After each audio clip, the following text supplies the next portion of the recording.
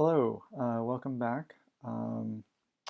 So today what I'm going to be showing you is a visualization of how the libraries I'm building work. So I'm going to be taking you through like the reason why I'm building these libraries and why they're going to be useful for me when I'm developing Artisfy. And also I'm going to take you through some of the old code that I'm rewriting and just to quickly explain why I'm switching over to a new syntax for it. And then I'm going to start building the new code where I left off last time. So last time we ended up about halfway through the code, maybe a little less than halfway, maybe a little bit more. But we're going to continue where we left off with the switch library and hopefully finish that today. I don't think we're going to get too much further than that, but we might start on another library after that. Okay, so first things first, let's go into Sketch. So Sketch here I have some visualizations, and I just wanted to quickly explain, so let me just show you this list that I keep going back to. So this is the list of all the widgets I'm building, and like I've said in previous videos, the Switch library was renamed from a library just called Widget, which was not very self-explanatory, but now it's called Switch. And then I have the IO library, which handles the input and output of data. And then I have the copy library, which I was just thinking like a few minutes ago, might not be appropriately named. Maybe it could be called layout instead, or even like copy layout, something like that. But for now, I'm just going to leave it copy.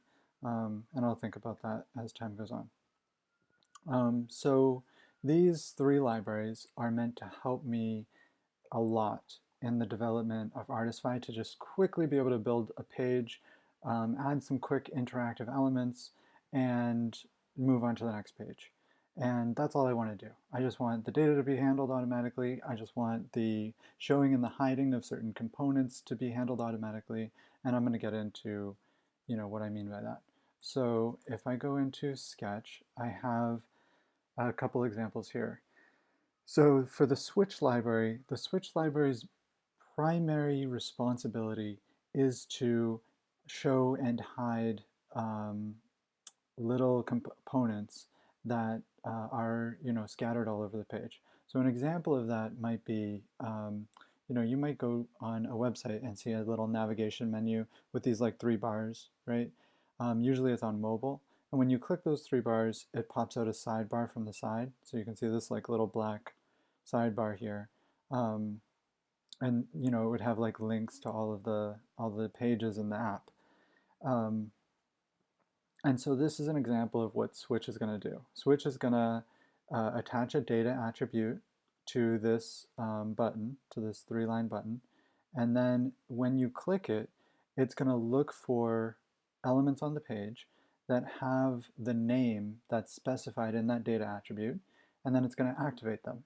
And in your CSS, you're going to handle the styles that control that this, when this is activated, when this navigation bar is activated, it's going to slide out from the side. But everything else is going to be handled automatically for you, including, when you attach a data attribute to the X button, it's going to close this, this navigation area. Or if you click outside in this area, it can also close this area, but it doesn't have to. You could make it have to be manual with a few data attributes. So basically, the goal is to take about 50 lines of code, or maybe it's less, maybe it's like 15 or 20 lines of code, and condense it down into a few data attributes. And that's also nice because you don't have to worry about classes that you're attaching to the elements in the DOM, like a class like JS dash toggle sidebar, right? That you don't have to worry about. It's just going to be like data dash switch sidebar, and that's very clear what it's doing, how it's doing it, and yeah, I found that this switch library solves a lot of problems for me because most of my interactions on the page are like click a button, reveal something, click a button, pop something up, click a button, toggle the state of the colors of something, right? Okay, so we understand basically what the switch is going to do. It's just going to switch things back and forth. Okay, then we have switch and copy. So copy, as I was saying at the beginning of this video, was probably badly named. It should probably be called switch and layout, or switch and copy layout. That's actually what I'm going to do. I think this is a better name, copy layout. Okay, so what copy layout does is it is able to give an element on the page the ability to tell another element to copy its layout attributes.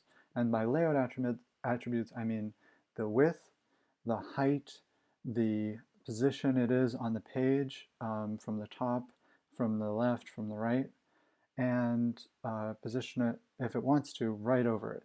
So an example that I have set up here is, say you have these three components on the page, these three squares. And let's say each of these represents a type of project that you want your client to purchase from you. Or even it could be like an item of clothing, right? So it's an item that you want a client coming to your website to purchase from you. So you want to be able to customize these easily. And so in the application that your web developer builds for you, if you're lucky enough to have such a thing, they're going to want to make this as easy as possible to edit for you. So when you click on one of these, you want a little widget or a little popover or a little modal to appear on top of it so that you can edit in the new details, click save, and it's live updated on the page. So that's what the copy layout combined with the switch does. So the switch is going to control the visibility of, okay, so I'll show you the state we want is this state over here. So we want this box to appear over the first component when we're editing it, right? And we want it to have a close button, and we want it to have a save button.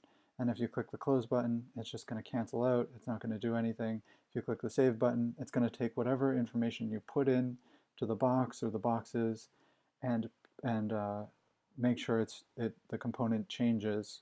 So if you change the price from 300 to 320, it's going to update the list price on the page.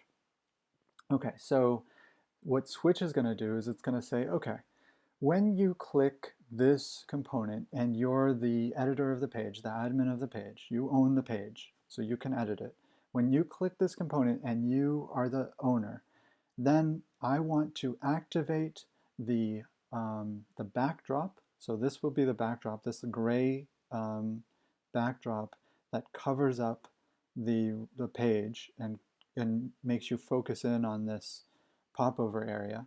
So I want to activate the backdrop, and I also want to activate the inline edit and the inline edit popover. And so what that's going to do is make this be visible too.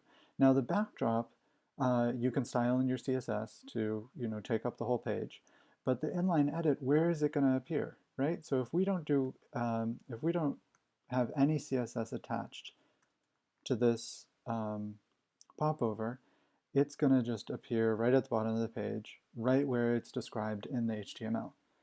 So that's not what you want, right? Because you click on this, you get this gray overlay, and you're not going to look down on the page for this thing, right? You want it to appear right where you clicked.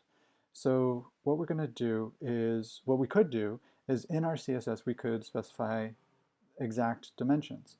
And we could say, okay, we want it to be, 10 pixels from the top, right? So it might be up there. Now that's a pretty good solution, especially if we make it fixed position, right? So like no matter where you are on the page, no matter how far you scroll down, it's going to follow you. So if this area is the top of your screen, then it's going to be right there. So that's a pretty good solution. But what would be even better is if it appeared right on top, exactly on top of the widget, of the component that you clicked on. So if I click on this, it's going to appear right over it. It's going to have the same dimensions. It's going to have the same width and height. Or maybe it's just going to have the same width, right? And you're going to let it expand its height if it has, a lot of edit boxes inside of it, right? So, if, for example, there's a lot of things to edit, you might have the save button all the way down here, and you might have, multiple edit boxes in here. So in that case, all it's going to do is copy the width, and it's going to let the height be determined by the components inside of it. But for this example, we're going to have it copy the width and the height and the position of the original component. And so that's what switch and copy layout do in concert, is they let you create these popover components that easily allow your users to inline edit elements. So it's kind of like a specialized switch, right? So that's the way to think about it. Now you might be thinking, okay, so like once I do that, once I've handled the inline edit data, how do I get that data into my database? Well, you would just do it in the standard way. If you're just using switch and copy layout, when the user clicks save, you're going to have a custom AJAX call that goes up to the data, that validates the data, returns an error if someone's put in some incorrect information. If they haven't, if everything looks good, you're going to send it up to the database, and you're going to save it. You're going to validate it again, right, on the back end, and then you're going to save it. However, if you don't want to do that, what I have is two more libraries that work very closely in concert, called input and output. And with the input, well, actually, let me explain what the output library does first, because then it'll be easier to understand what the input library does. So I'll get back to this switch and copy layout thing. So with output, so the normal way, as I was just explaining, of handling this information would be we have this component, and this component. And when you edit this first component, it would validate its own data and parse it out and send it up to the parse it out. Sorry. So this is an example of parsing it out. So it would get this first piece. It wouldn't get these other pieces, and it would send this to the database, right? And it wouldn't send it straight to the database, but this is a simplified diagram. So each of these components is going to be validated and saved separately. And that's a really good way of doing that, doing things, as I've explained in previous videos. If you're building like a full-fledged application and you're working with other people and you really want your application to be bug-free, this is a great way of doing it, and it's going to lead to a better user experience. So I highly recommend this approach. If you're not just like building something out to test it out and you just want to get it done real quick. However, if you do just want to get it done real quick, I recommend using the output library. And what the output library does is it's going to scan the whole entire page, all of your components at once, and it's going to get all of the data out of those components because you've attached special data attributes to those components, telling them where their data is located. And so the output library is going to scan the page. It's going to ask every single element on the page, hey, do you have any data for me? Hey, do you have any data for me? And some of them are going to be like, yeah, I have data for you. Here's where it is. And then the library is going to go in and get the data where it is and send it up to them. And it's going to compile this big object, this big bunch of data that's going to all at once be sent to the database. And so it's just going to look like a huge chunk, and it's going to have its separate sections, right? So it's still going to be separated out, but it's mostly, so you can like still manipulate the data, right? And you can still validate it even. There's nothing against that, but the whole point of this library is that it lets you quickly build out all of the data on your page in a way that is like front-end friendly and lets your front-end developers or yourself know how the data is going to be saved and handled. And it's all very apparent. And then we're just going to grab it all, throw it into a big bundle of data, and send it off to the database. And so for me, the point of that is I'm building a new web page, a new web application, for example, and I just want to build 1 page, 2 page, 3 page, 4 page, and be done with the first version of it and ship it and see what people think. And people are going to be like, I don't like this part and that part, and I can just change it on the fly, and then it can be a new thing, right? So I don't want to worry about the schema. I don't want to worry about validating the data. I don't want to handle each component individually. I just want to attach some simple data attributes, know that it's going to save the data, know that it's going to be able to get the data, and boom, I'm done. Maybe it ends up with like some little extra data that I never use again or never see again. I'm okay with that, right? I'm going to clean up that data later, or I'm going to go through it manually when I get more than 10 users, right? Um, and maybe I re-architect the system. But at this point, where I'm at right now is I want to be able to build an application in a few days, right? And I want to do it in a way that feels natural to me. And right now, that's not possible. I don't know of a system that allows me to do that simply and in a way that I feel totally comfortable with, and that gives me enough control that, for all the things I want to be able to do.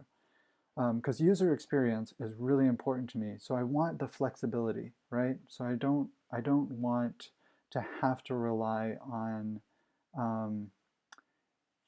something like Django or Ruby on Rails, right? They'll generate these beautiful models for you automatically and auto-generate forms for you automatically, but then you don't have this like inline edit capability. And I know there's also frameworks that will allow you to auto-generate APIs, right? But again, you're handling each individual component separately. And all I want is something like Firebase. If you've heard of Firebase, it's just like this front-end library that lets you can just like throw random data into it. Not that you should, right? You should be careful with your data and handle it correctly. Because it's your user's data, it's precious to them, right? If I'm building an online store as a user and I put $300, I want to make sure it stays $300, right? So I'm not saying be, too open and free with your data. You don't want someone else being able to edit it. You don't want someone else getting access to the private data. But you can lock it down with Firebase too, right? There's user accounts with Firebase, so there's not really an issue there.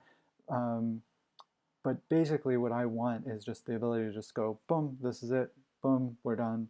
I don't have to worry about it. So that being said, so now we have switch and copy layout, and we have output. So we have all the necessary tools. Now you might be wondering, so output is really great for a static page, right? But then a static page, like if you're just getting the same, if you attach the data attributes that's telling the output library where the data is and how to get it, then it's great. But then how do I handle how that data is updated? And that's where the input library comes in. So I didn't do a diagram for the input library, but that's because it's a little bit easier to explain with this diagram. So if I zoom in here, so input is going to attach to itself to an input control, like an input area, right?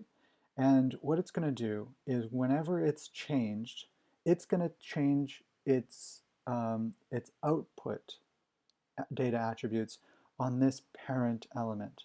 So on this popover, the data is going to be temporarily saved on this popover, okay? And if you're thinking this is really tightly coupled, that's because it is. The whole point of these libraries is that the interaction and the data is very tightly coupled to the DOM, and it's very opinionated in the way that, like, I've built web applications a lot over the past 8 or 9 years. I'm not saying I'm like the most experienced, but I've gotten used to doing things certain ways. And I don't normally attach data to the DOM, right? That's not how I normally do it, but I know that it's safe because this is for me, right? Not for, but it's safe for me because this is the way I normally do things, and this is the way I normally build components. So I know that I'm not going to run into any too many surprises. And if it doesn't work for someone else, that's fine, right? But for me, attaching the data, so this is going to be draft data, right? This is not the final save data that's going to the database. We're attaching the draft data to this inline edit component, this popover, okay? So you're going to enter, say you enter in a new price inside of this box, right? So you put, you lower your price to $199 instead of $300 because you're having a sale. Now you enter it in there. The data attributes on this component are going to be updated. So it's going to say price is equal to $199. Now if you click this close button, that data, that output data is never going to go anywhere else. It's going to stay on this component. And when you run your the output library, when you say output library, get me all of the data on this page, you're going to not check this this component, this overlay. Okay, you're going to make sure that this overlay is excluded from that check. You're going to check the whole rest of the page, but you're going to have this separate section for all of your inline edit components, all of your popovers, all of your modals, and you're going to have that be separate in a separate part of the page that you're not going to compile all the data from. So it doesn't matter that this gets updated with 199 because it's outside of the area that the output library is going to be checking, okay? And maybe I'll even make a better way of filtering through some components that might have output data on them that we don't want to include in the final output. But for now, I think it's fine. I think it's appropriate that you just don't scan that part of the page, okay? And then what we're going to do is if someone instead clicks the Save button, this component is going to know about the originating component. So this is the originating component, right? It could be this, it could be this, it could be this. Any of these can trigger the inline edit overlay. But in this example, this is what triggered the inline edit overlay. So this overlay is going to have a reference back to this original element. And then what it's going to do is when you click the Save button, which also has a data attribute on it, by the way, so that it knows it's a Save button, it's going to make sure that the data lines up, so the data on the component matches the data that's inside of the component, and then it's going to take that data and it's going to copy it over to this new component. And how it's going to do that is very interesting. So it's not just going to copy all of the data onto the parent element, the parent component, although it can, right? If you specify the option, it can. It's going to go down through all of the different elements in here. So it might have, sorry, let me make a different color for this. So it might have like a title here, right? And if you edit the title in this little box, it's going to go through all of its children. It's going to say, hey, are you the title? Do you correspond to the title of this component? And it's going to say, yep. And then it's going to say, okay, I have new data for you. Here you go. And it's going to match up with that because the output component, the data attributes for the output library are going to be the same. So they're going to match up, right? So it's going to be something like data dash output dash title equals, and then this new value equals new title, right? And then it's going to, and so that's going to be on this component, and it's going to copy it over to this component. It's going to go through all the children. It's going to find the title or the multiple titles, right? If there's multiple, titles or prices or whatever you're updating, it's going to find them all. It's going to update all their data. And, if it's a choice, right? So say it's like a color, right? So this is a cool case. Say you have like a color picker in this component and you choose orange. It's gonna update, say on this component down here, and it's gonna say, hey, this component here should have the data dash output color dash color be orange. And this component's going to be like, well, okay, how do I handle that? I don't have anywhere to put that. Do I just put it into my inner text? And it's going to have a data attribute on it that says, no, no, no, I'm not going to put that on my inner text. I'm going to put that as just a data attribute on myself. So I'm just going to have data dash color, or sorry, data dash output dash color equals orange. And then in my CSS, I'm going to have an attribute selector that says if that attribute selector appears on it with the value of orange, then I'm going to have the background color equal to orange, right? So it's able to handle um, inner text data, it's able to handle choice data, it's able to handle any kind of data, and it's all copied into the DOM, right? And then the DOM is packaged up with this output library and sent to the database. So you don't need to worry about anything really except for what's in the DOM. So that's the whole point of this, right? So you just have a bunch of data attributes and they define a simple web application for you. And the user experience is pretty good. You know, maybe it's not ideal, but it's good enough to get a pretty robust product out the door. And that's my whole goal for this, right? And this is purpose built for the current version of Artisfy that I'm building. This isn't built for like some application I want to build in the future, even though I think it could probably work for that. But I'm purposely building this so that I can build out the next, 20 pages or 50 pages of Artisfy that I'm going to need to build out very quickly so that I can get something out the door. I'm a solo developer. I have to handle marketing and sales. I have to, handle customer research.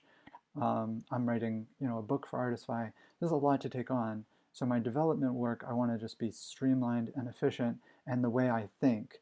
And the worst part about development, in my opinion, is that you do the research, you think you have the right product, you build it out, and then you realize that there's something just a little bit off. And when you've put so much effort into the first version and defining the schema and defining how the data looks and defining how you're validating it and defining the user experience, and you have to refactor that, the cost of the refactoring is the main thing, right? Because you can end up with an interface that you never end up updating. You can end up with an interface that is a pain to update, right? And you know this new feature that the customer wants makes a lot of sense and everyone should get it immediately and you just want to build it. And you just are holding back because you know you're going to have to do a schema update. You know you're going to have to validate the data differently. You know you're probably going to run into a bug down the line that affects someone that you didn't even think about. And so the point of this is to just quickly be able to build something quick and dirty, get it out there, and make it kind of rough and ready, right? But also have it pretty easy, be pretty easy to change, right? So if later you go in and you decide that this component shouldn't have a title, right? It's going to be easy. All you have to do is you remove this title with its data attributes. You remove the input element that has the title, right? And so you keep the other input elements over here, and that should be pretty much it, right? And then when you go to pull the data, it's just not going to have title in it, so it's not going to update that. And you might still have a lingering title from before, right? So you can go through, you can loop through all of your data that you already have in your database and pull out that title. However, you don't need to, right? Because this is a rough, hacky web application. You can leave it in there. And your backend template, the thing that's responsible for transforming this data into, this template, right, that you're rendering on the page, that's not going to be looking for the title anymore, right? So you don't need to remove, you can just leave it in there. And I'm not saying that's a best long-term practice. Again, I just want to emphasize this is just for Artisfy. This is just for, this hacky version. It's kind of quick and dirty. Okay, so that's it. Those are the examples I wanted to go through. Let's go through the old syntax real quick of switch, so I can show you that real quick. Because Yeah, so I built switch out when it was called widget, and it was really fun to build because it was one of the first things I built that was just super useful for me, and I didn't have to worry about you know what anyone else thought, right? Because it was just for me. So this is a simple example of it. Okay, so let me copy this into a new document, and I think it knows it's HTML. How do I? It's not giving me my shortcut for that. Okay, so we're going to do syntax HTML. Okay, so this is a simple example, and this is how I first set it up. So I'd have a trigger, I'd have the widget itself, and I'd have other triggers, and there's also another element called the prevent element, which makes it so that it like prevents a trigger from triggering. But I'm not going to get into that quite yet. So the trigger, we know it's a trigger because it has w-trigger. So the library was called widget JS, and so I put a w before everything. And I use classes. And now I'm not using classes because if you'll notice, this, oh no, okay, shoot. This has a prevent on it. Yeah, okay, we do have a prevent. Okay, perfect, perfect, perfect. Okay, so W trigger, we know it's a trigger. Okay, so yeah, so with each of these elements, we have data attributes on them, right? So we have data dash W dash actions, we have data dash W dot prevent, we have data dash W dash action. So we can also know that these elements are part of the widget library because they have these data attributes on them. So I decided to switch over to that because I didn't want to pollute my classes with these extra classes, especially if I didn't need to. Um, yeah, and that's basically why I got rid of them. Also, um, yeah, it ended up with like a lot of extra classes, and it was looking very messy, and it was like getting hard to figure out like what was actually happening. So I simplified it a lot with these like singular data attributes that are really just much cleaner. But anyways, so we have the trigger here, w-trigger. So when you click on an element with a w-trigger on it, what it does is it looks for this first argument, so the sidebar, and it says, okay, we want to find all the sidebars on the page, all the sidebar widgets, and we want to toggle them. So how do we find the sidebar widget? Well, we look for an element that has a W class on it, so that's how we know it's a widget. And then we look for a widget with a W dash and then the name of the widget. So for this, all we would do is prepend it with W dash and look for that class on the page. So we'd find it here, and we'd say, okay, we want to toggle you. So if we're toggling you, what we're going to do is, since you're not activated right now, we're going to add a class to you that's w-sidebar. So that's the name of the widget, and we're going to do we're going to append active to you. So we know that you're active, and in the CSS we can write styles for you because we can apply this class. And I think I actually, for the active class, I think I got rid of the w dash from it because it seemed cleaner to me. So when I'm applying the active class, uh, it it doesn't it doesn't have the w dash. But I think it would have been fine either way. Um, it doesn't. It doesn't matter. So okay. So then we get this active. Okay. So now we're gonna try to figure out. Um, so if I click outside of this sidebar, what should happen? Well, what happens automatically or by default is that this active class is going to be removed.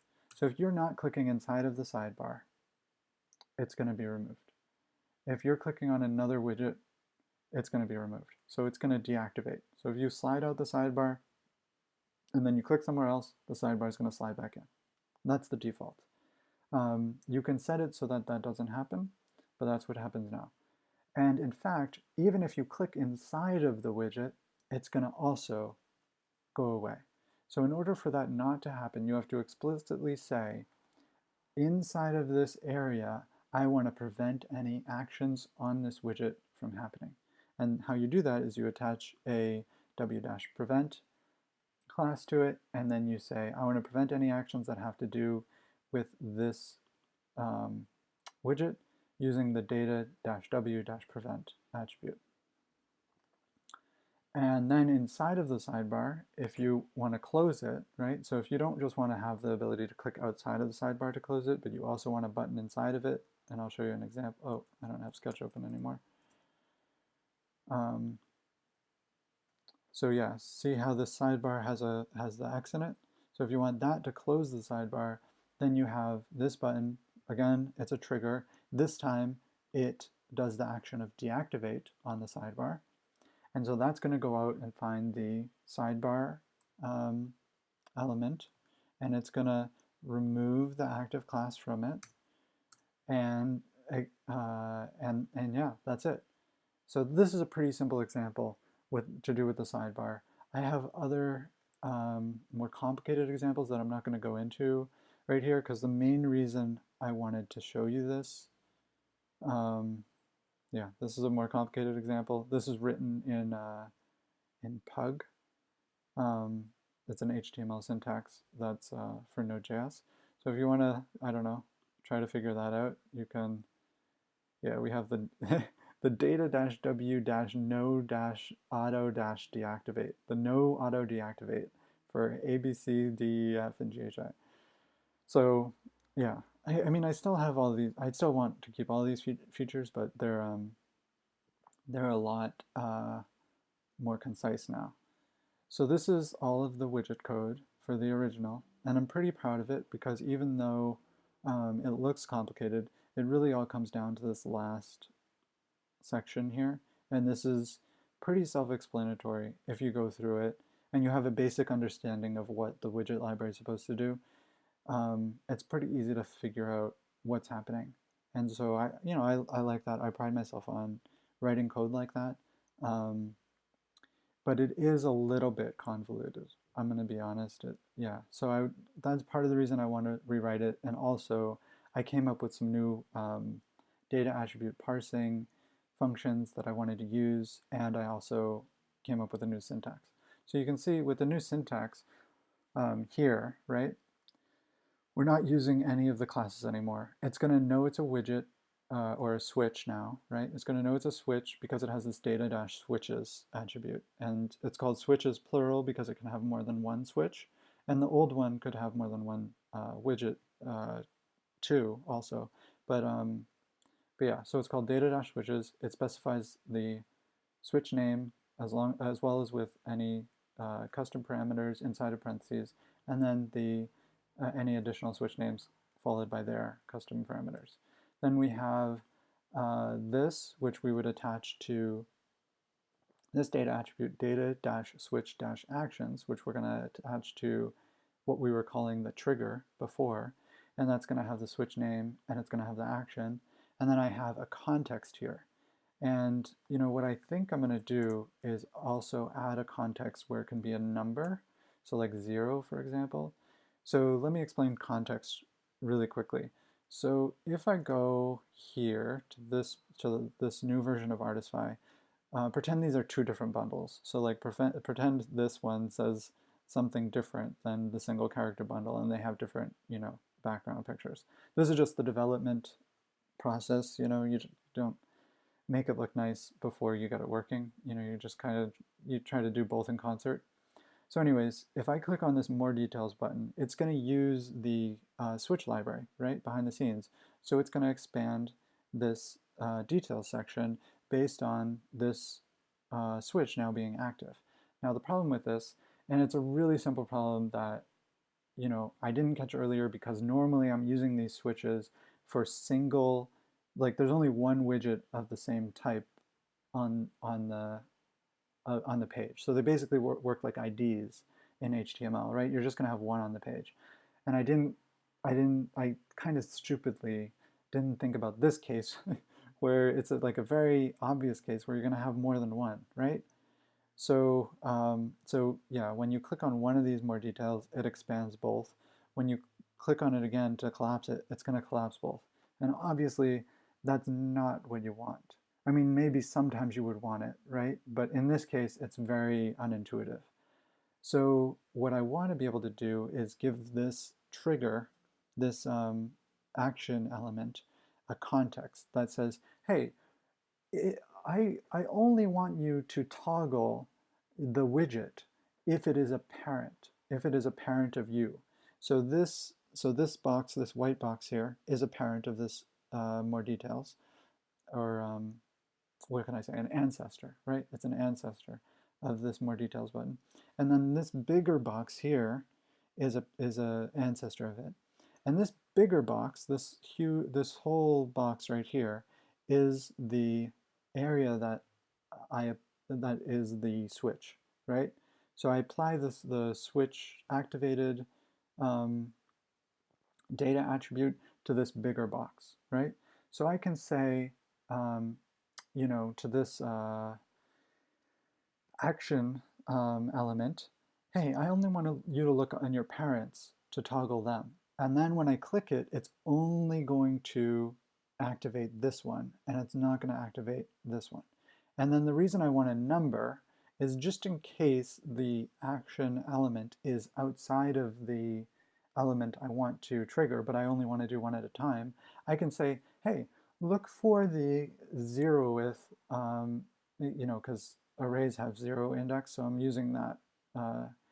I'm taking that and using it. So the 0th, look for the 0th. In this case, this is called a bundle, right? So I'm going to look for the 0th bundle on the page, and I'm going to make sure that's the one that's toggled, right? And that's going to be pretty easy to set in my template, because as I'm laying out the template and I'm laying out bundle 1, bundle 2, bundle 3, bundle 4, I'm going to have an index. So I can set that index inside of this data attribute, kind of like, you know, with whatever templating library I have. So like, let's say it's like the ES6, you know, template. So I'd have something like that, and then I'd have like, you know, bundle index, or maybe it would probably be something like bundle dot index, or no, I think it would probably just be index, or whatever I wanted it to be, really. Okay, so anyways, so that's cool that I can do that, and so I think I want to support that too. I'm not sure if I'm going to build that today.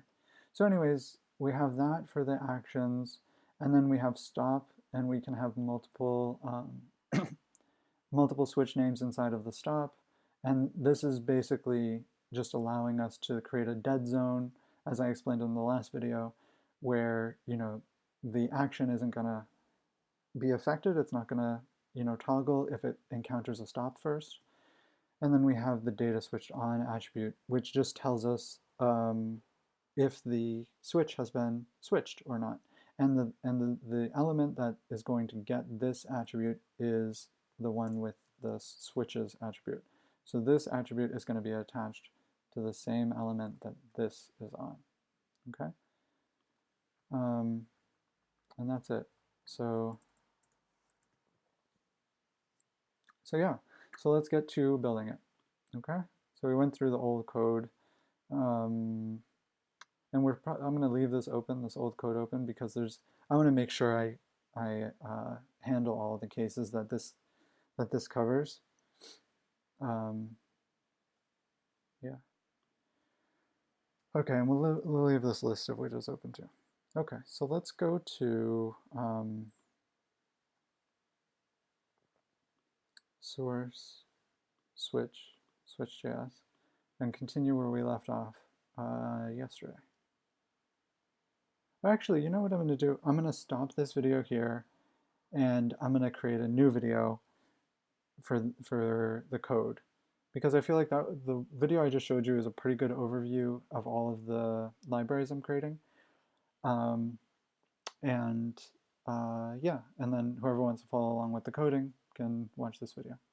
Okay, bye. See you in the next one.